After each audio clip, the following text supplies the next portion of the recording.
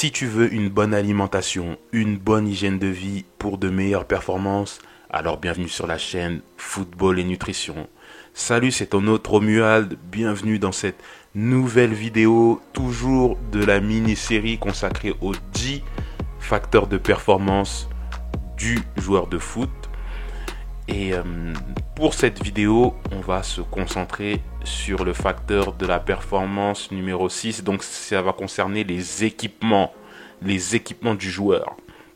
Mais avant d'aller dans le sujet, sache que j'ai 2 guides offerts que tu peux te procurer librement en cliquant sur le lien qui se trouve dans la description. Il s'agit de 5 recettes de petit déjeuner idéales pour footballeurs et 5 recettes de boissons sportives fait maison pour les matchs. Le 6e facteur de performance dont je voulais te parler concerne les équipements du joueur de foot. Il y a une expression qui dit que ce sont les bons outils qui font les bons ouvriers. J'ai presque envie de te dire que c'est la même chose avec le joueur du foot. Avec le joueur de foot. Et le joueur de foot a aussi besoin de bons équipements pour être performant. Et quels sont déjà les équipements de base d'un joueur de foot? Eh bien, déjà la base, ça va être les chaussures de football, donc les crampons. Bien évidemment, le football est un sport qui se joue traditionnellement sur la pelouse naturelle. Et en fonction de l'état de la pelouse, il faudra choisir entre les crampons moulés, qui sont adaptés pour jouer sur une surface sèche, mais aussi sur les terrains synthétiques. Et par contre, quand les terrains sont humides, voire boueux, là, ce sont les crampons vissés qu'il faudra utiliser. Puisque ces modèles sont généralement composés de crampons en fer ou en aluminium, donc qui sont plus longs que les versions moulées. Et ça permet de mieux de se stabiliser en tout cas et d'éviter les glissades et les blessures lorsque la pelouse est humide ou lorsqu'il y a de la boue. Ensuite, comme autre équipement de base, il y a le protège tibia. Les protège tibia sont obligatoires en compétition et c'est surtout pour l'aspect sécuritaire que c'est obligatoire, puisque en cas de contact ou de tacle, ça peut faire mal. Donc très important d'utiliser des protège tibia en compétition.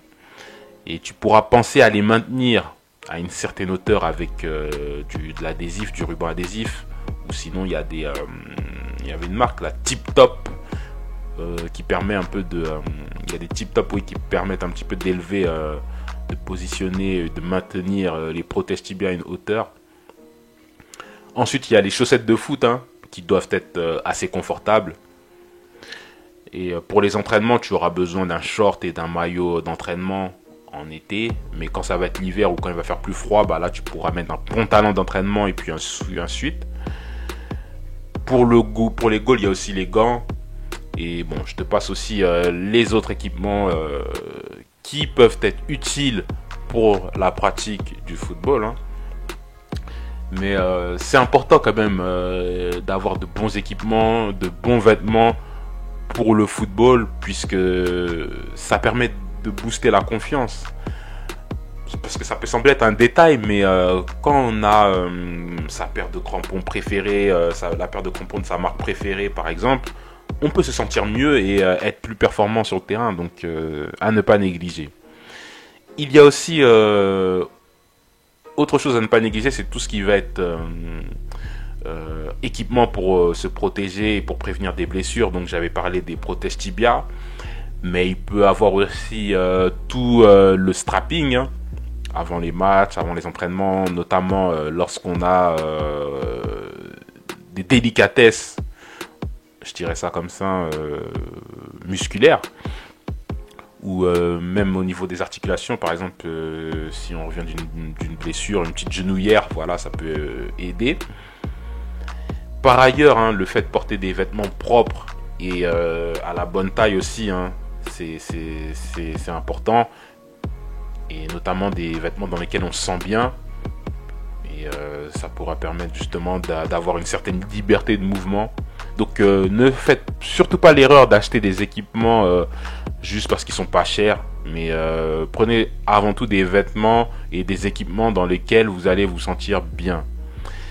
Pensez aussi également à tout ce qui est équipement qui favorise la récupération. Je pense par exemple aux chaussettes et aux bas de contention.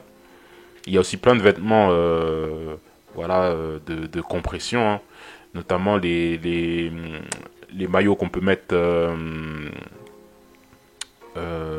par-dessous son maillot de match. Tout ça, ça aide. Donc voilà un petit peu pour l'aspect équipement qui peut avoir de l'influence sur la performance, hein, du joueur de foot. Donc n'hésite pas à me dire ce que tu penses dans les commentaires. Je te laisse aussi le choix de t'abonner à mes réseaux sociaux et à aimer cette vidéo si elle t'a plu. Autrement, je te laisse, ce sera tout pour cette vidéo et je te dis à bientôt pour la prochaine vidéo de la mini-série. Allez, ciao!